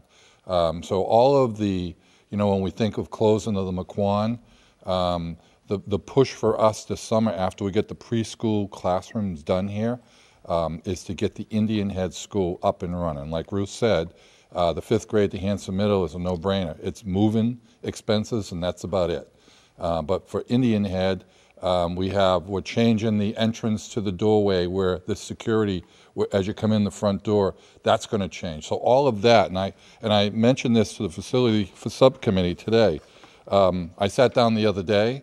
I thought I had everything narrowed down, but we've added things. I've added things to my list. So we're continuing to evolve, but we want to capture everything, identify the expenses by a certain date, let the towns know what we're going to do, and then once we do that, we'll have contractors ready, set, go when school's out to get Indian Head completed. Right. All right? Okay. Thank you. Yeah. Thank you. And I also wanted to add, I talked about the planning team. Also, our building principals have been super helpful with this. Jeff here at the high school really has welcomed the idea of preschool. Right, Jeff? Yes, he likes little people. And Beth Wilcox trying to operate 2 schools this year. When you see her, just thank her. She's doing a great job and really trying to keep people in the loop. And Bill Tranter has been super helpful as well. So it's really a strong and excellent team trying to work this out. But as Ernie said, we're always thinking of new things, but that's why we meet regularly as well. So, Robbie? I just had a question either for Ruth or for Jeff. So in the high school, you're going to have both opposite ends of the spectrum. As far as the staff goes for the preschool, I guess my comment would be, I just want to make sure they don't get lost, that it isn't the high school staff and then the preschool staff. that's important consideration, yeah. I know they're opposite ends of the spectrum as far as teaching, learning, and what the times are going to be and things like that. Trish is still going to be the director of the pre-K, but I'm going to include them as part of the building. So, you know, they can join my staff, they can have their own, but it's not going to be, I'm not evaluating them. Right, no, You know what I mean? no, I understand that, So, yeah. but absolutely include them in the culture of the building, and I Yeah. think that can work out tremendously on both sides, because they can see some of the fruits of their labor when the seniors are walking across at graduation, you know what I mean, of what they did when they were in pre-K. So, trying to get them involved, any of the safety procedures we already went through, when we did our mock evacuation, we already found a place for the pre-K to be and stay. So we're looking for that piece, and as they come in, we will integrate them and be part of the building, separate staff, but part of the building. Yeah. Absolutely. And, you know, we have the Partners in Business program as well that gives students school-to-career opportunities. Not that we jump into that maybe the first year, but over time, it's a wonderful opportunity, and there are many aspects in terms of people interested in early childhood, special education, number of things. And then the plan is that Trish Collins' office would be where student services is. So she would be with other people who are taking care of kids. So, and I mean, I think it's good to be mindful that you don't forget that people are in a building, but yeah. Thank you. Yeah. Okay, any other questions? Ruth? No, that's good. Yep. Okay, We'll keep moving- you updated. Yep. Moving on to new business. I have a request from the town clerk to change the calendar, and I will read you the request. Dear Mr. Hayes, I would like to give you the date for the known state election that will take place during the up-and-coming school year of 2018-2019, so the school committee could take into consideration not having school on that date.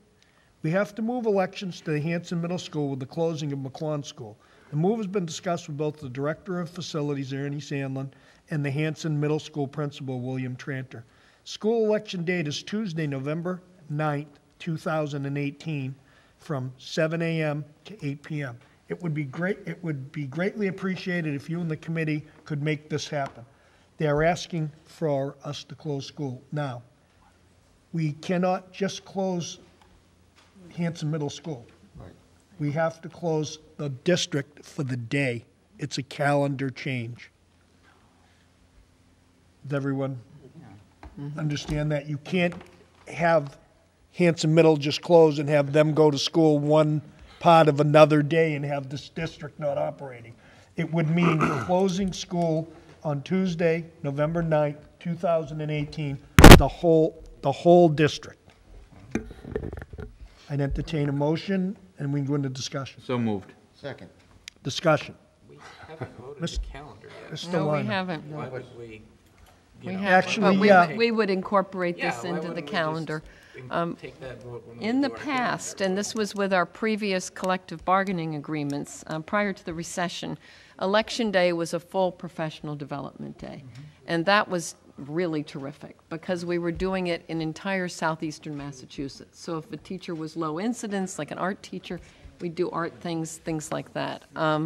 We don't know what the collective bargaining agreement's going to come up with, but, you know, that's certainly something to consider as well.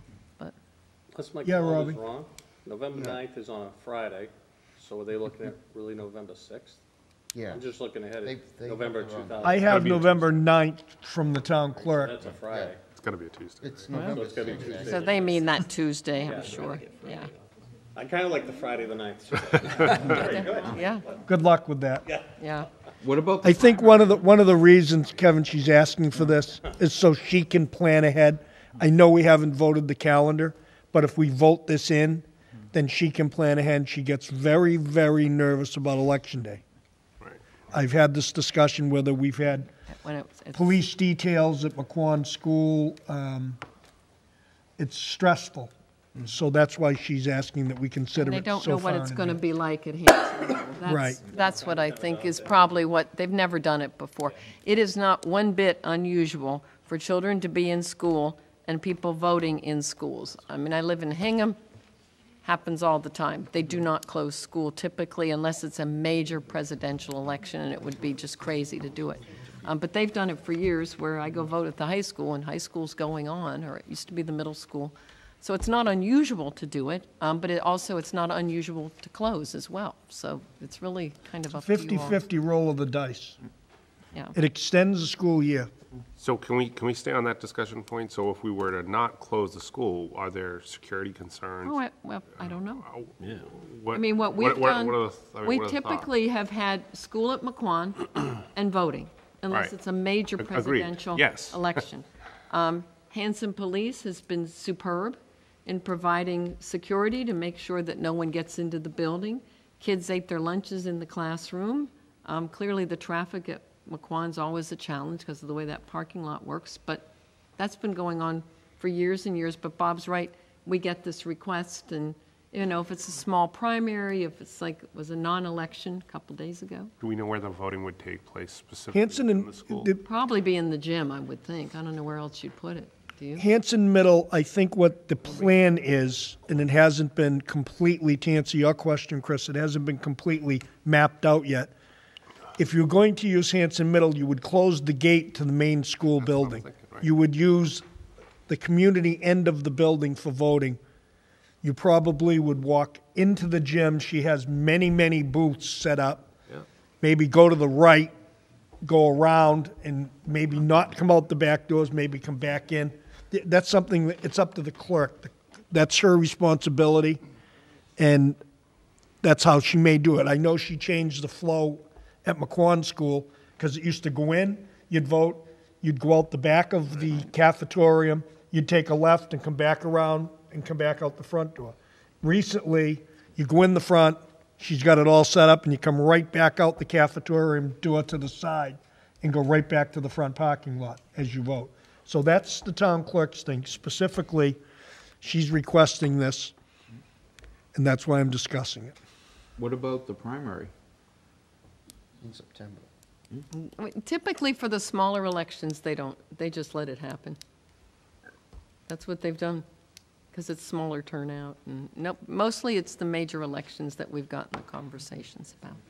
So Kevin? is this a break with our practice? Like this would represent a new... This is going to be the first time it's in the Hanson Middle School. It's always been at No, but this is McQuon. No, we actually closed for Election Day for the recent presidential Right, election. besides presidential elections, do we normally...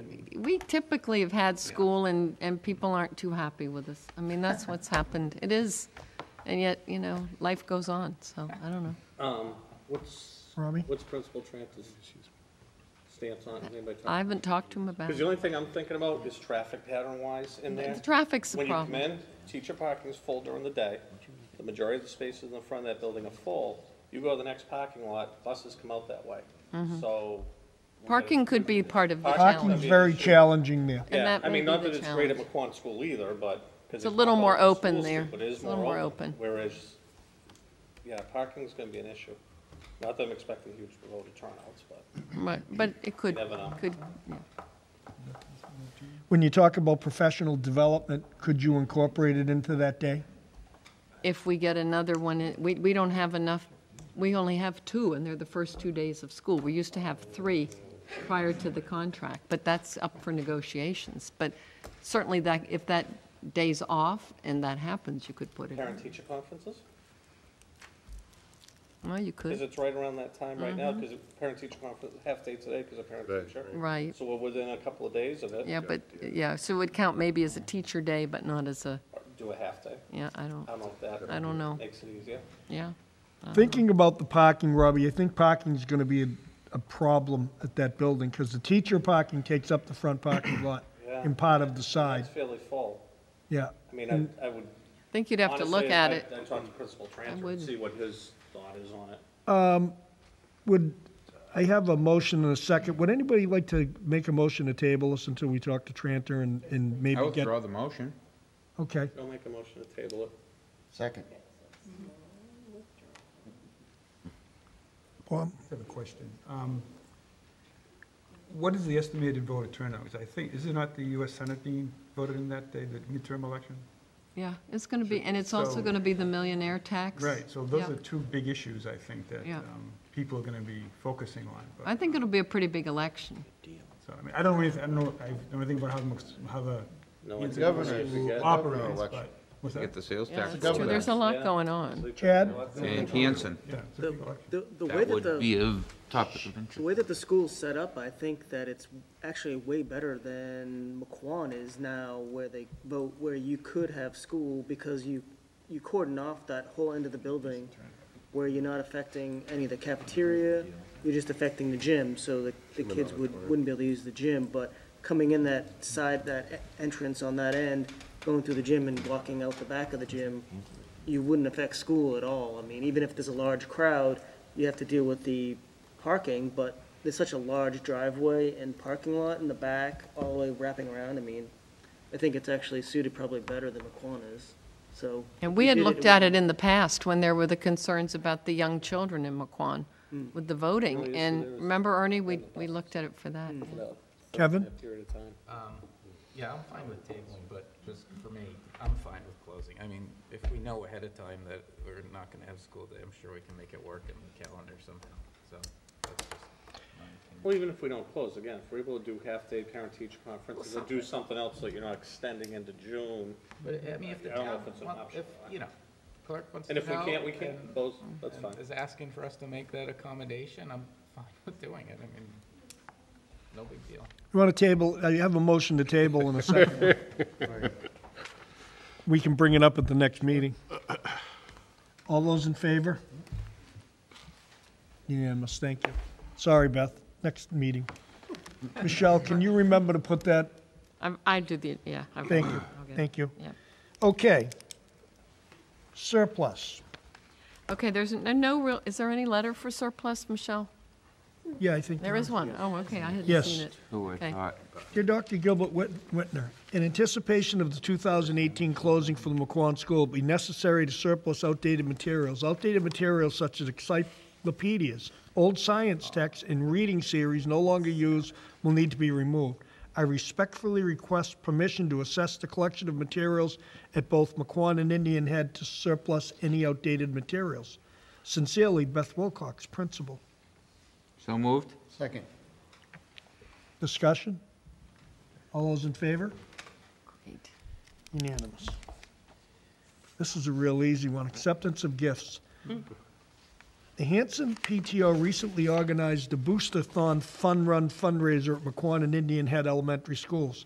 Due to the generous donations and fundraising efforts, the PTO raised $30,000. Wow. I respectfully request approval from the Whitman-Hanson Regional School District School Committee to accept the donation on behalf of the Hanson PTO. So moved. Sincerely, Elizabeth Wilcox, Principal.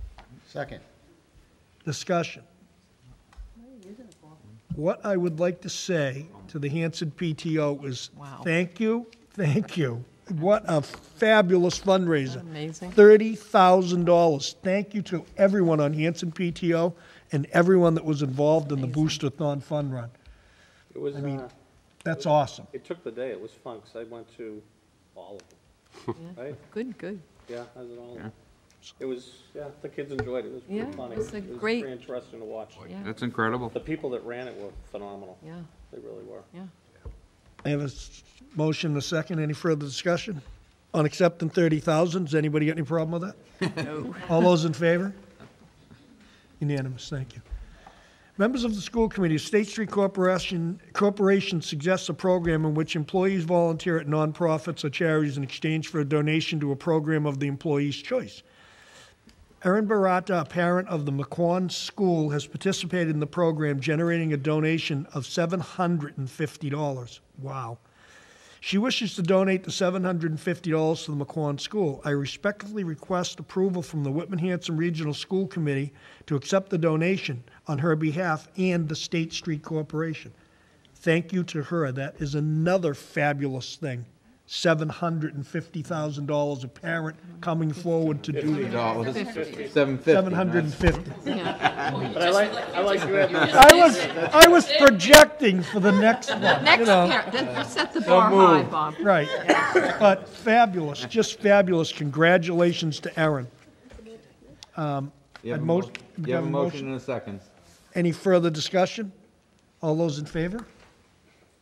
Unanimous. Okay. And we have one more donation. This subject is the Bruno Malinowski Memorial Scholarship. I am probably the only one in the room that knows who Bruno Malinowski was. Maybe No, other than he was my gym teacher. That's right, 2 years old as I am. Kathy.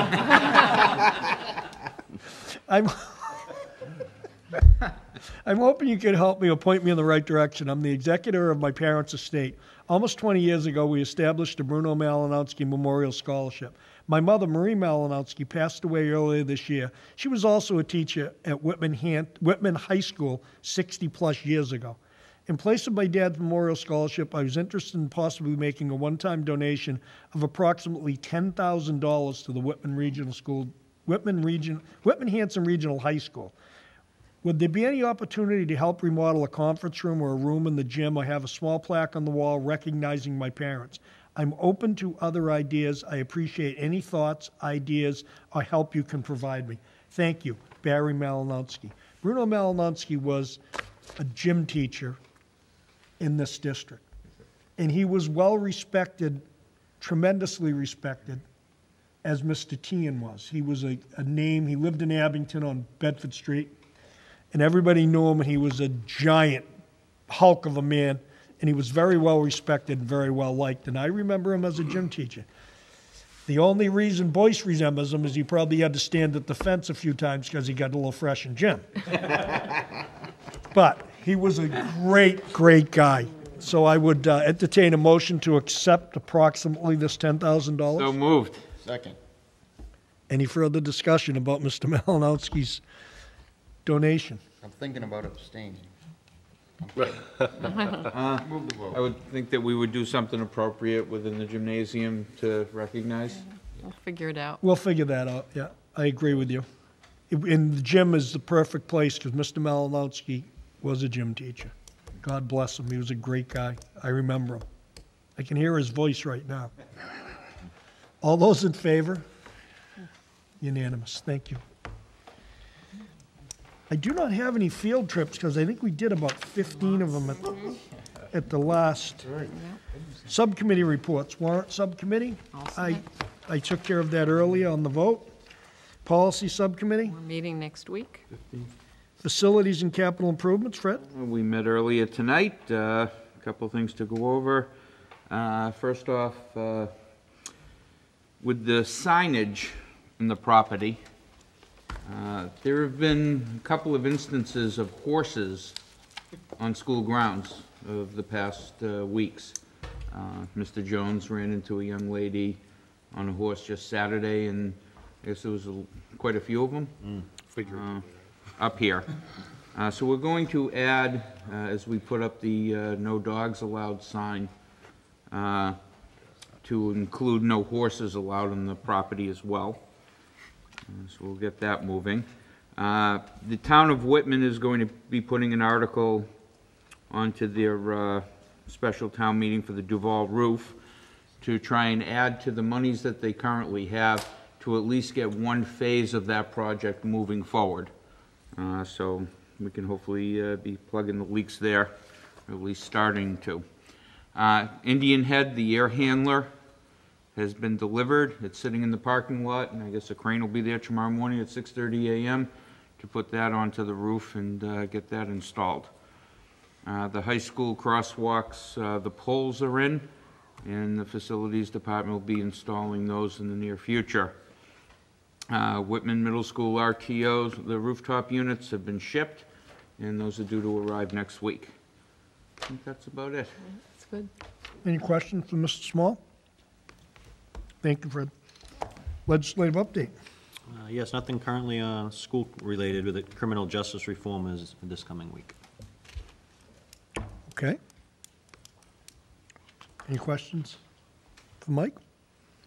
Pilgrim Area Collaborative? So, budget subcommittee meeting, which was just myself, we've added other members since then, was October 30, and we'll do a presentation of amending the budget for Pilgrim Area Collaborative in December. So December, I'll have further news for you on that.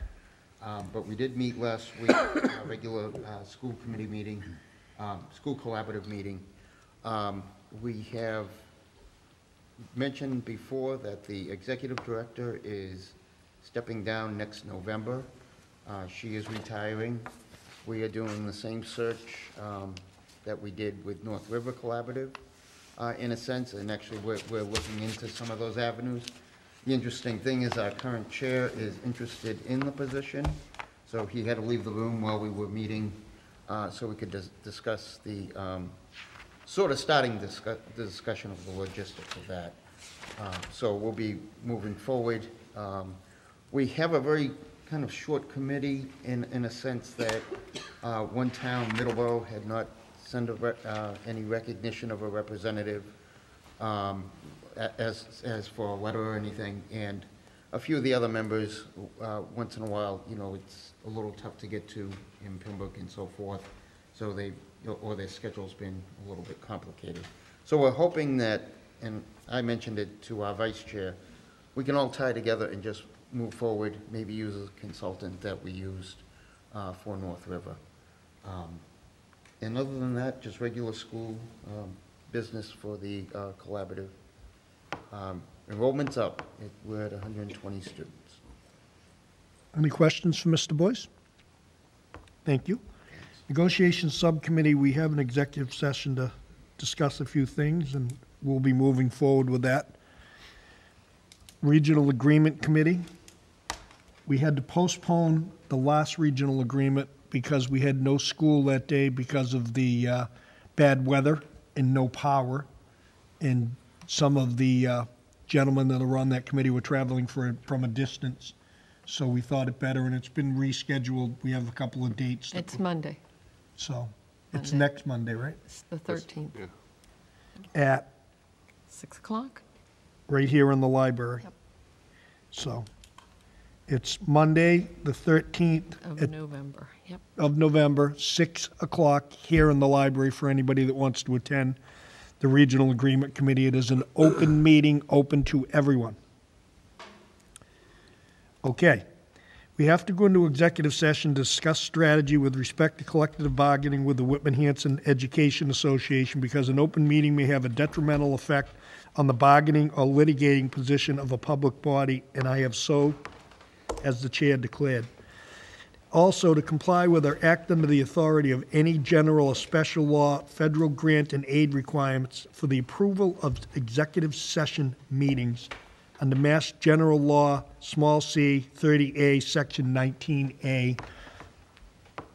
When we come out of executive session, we will not be taking any other votes other than a vote to adjourn.